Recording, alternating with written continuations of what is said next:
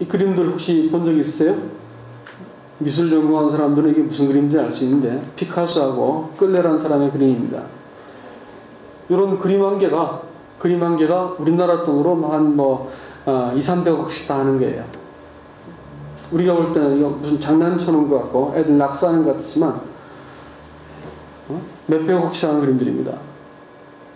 얼른 볼 때 에이 저게 무슨 그림이야, 얼굴도 똑바로 못 그리는가 말이지. 저걸 이제 큐비즘의 그림이라 그러는데 이 각도를 달리해서 그림을 갖다 붙여놓으니까 코가 옆에 붙어있고 얼굴이 이상해지는 거예요. 무슨 그림을 저렇게 그렸나. 그림의 가치를 모르면 말을 하지 말아야지. 저걸 가지고 모르니까 틀렸다 이렇게 말하면 무식한 게 되는 것이죠. 하나님이 천지를 창조하시고 사람을 다 지었는데 자기의 이 컵만한 이 머리를 가지고 바닷물을 다 담으려고 드는 것과 마찬가지로 사람이 자기 이해가 잘 닿지 않는다고 해서 하나님이 없다고 말한다면 그것은 합당한 말이 아니다.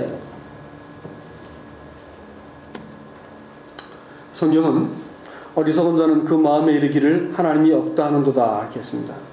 하나님이 없다 누구한테 말하는 거예요? 자기가 자기 자신에게 말하는 것이에요. 자기 자신에게 없다 이렇게 말하는 것이기 때문에 스스로를 확신한 것입니다. 이기 때문에 이것은 어리석은 것이다.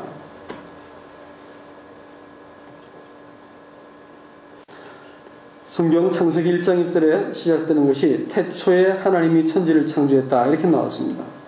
태초에라고 말씀하시는 것은 시간을 시작하신 분이다라는 뜻입니다. 태초에 하나님이 있으니까 시간은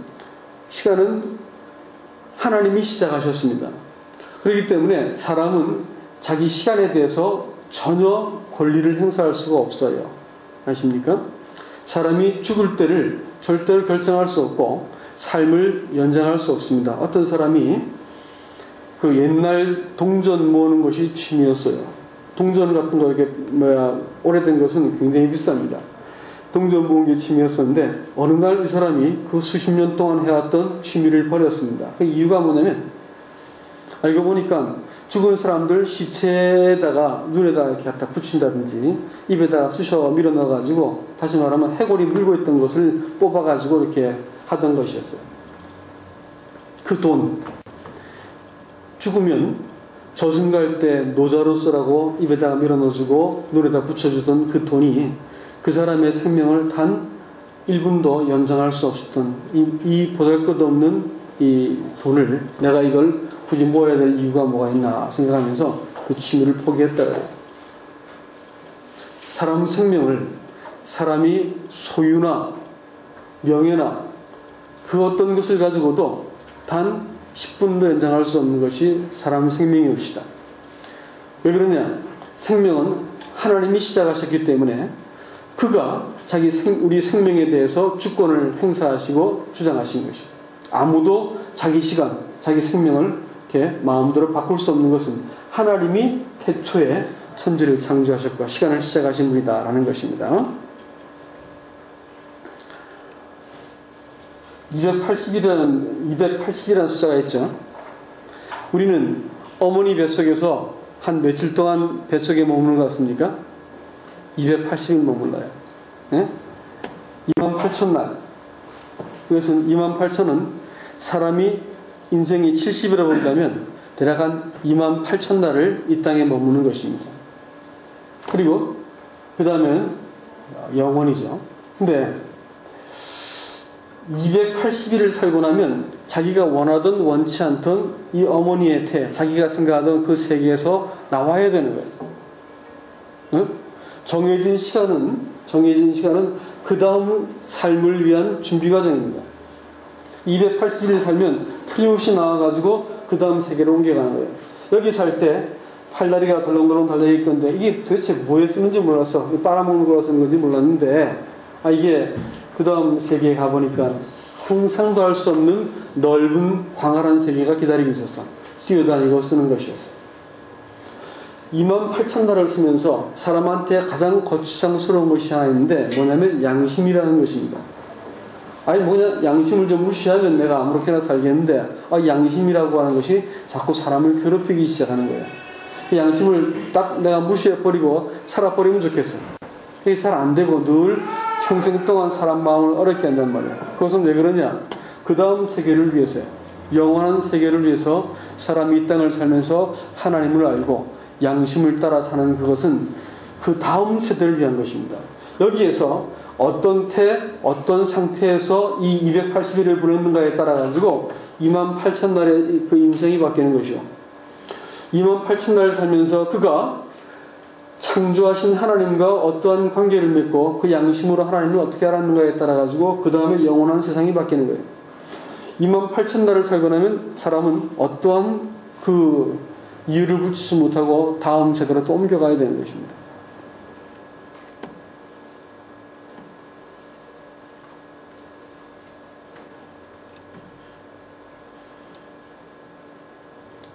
시간의 주인이 하나님이기 때문에 사람이 시간을 주장할 수 없다. 이렇게 했네요. 네, 맞습니다.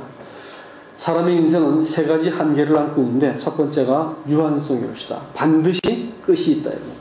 사람은 태어날 때 그 첫날이 죽을 날의 시작입니다.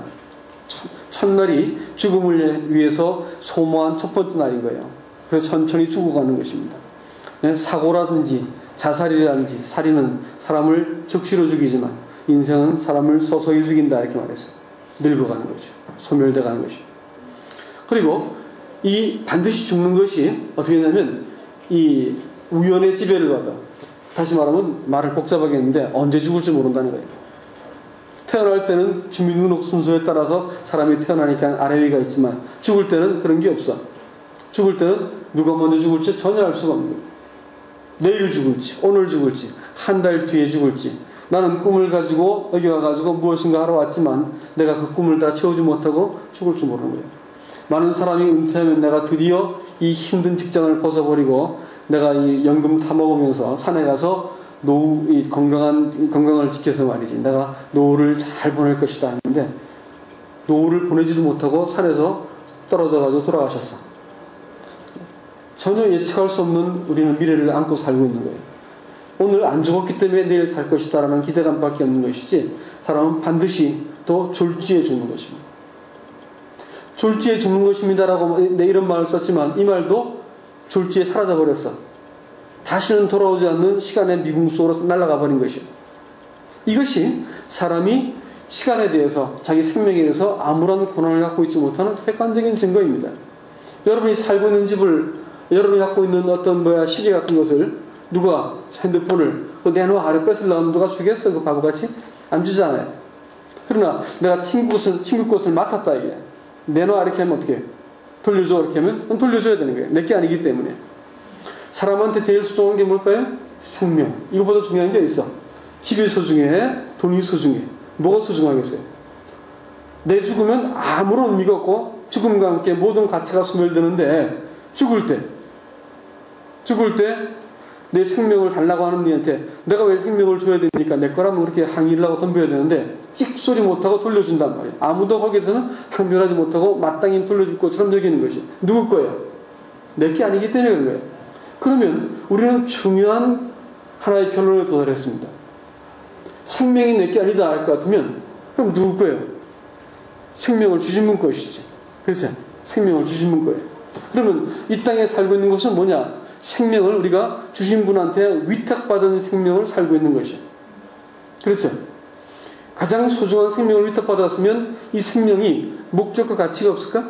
마우스를 하나 이렇게 만들어도 10,000원짜리 마우스를 한 개 만들어도 목적을 가지고 만드는데 사람같이 이 중요한 인생을 하나님께서 거저 만들어서 잘 살다가 돌아가셔라 이렇게 하겠어요?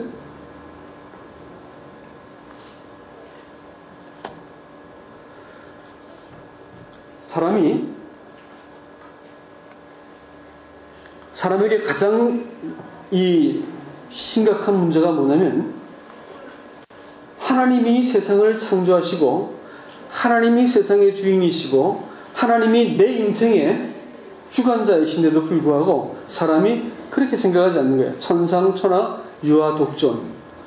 이 모든 세상에 나밖에 없다는 게 내가 중심이라는 거예요. 자꾸 그렇게 말하면 천상천하 유아독종이 됩니다.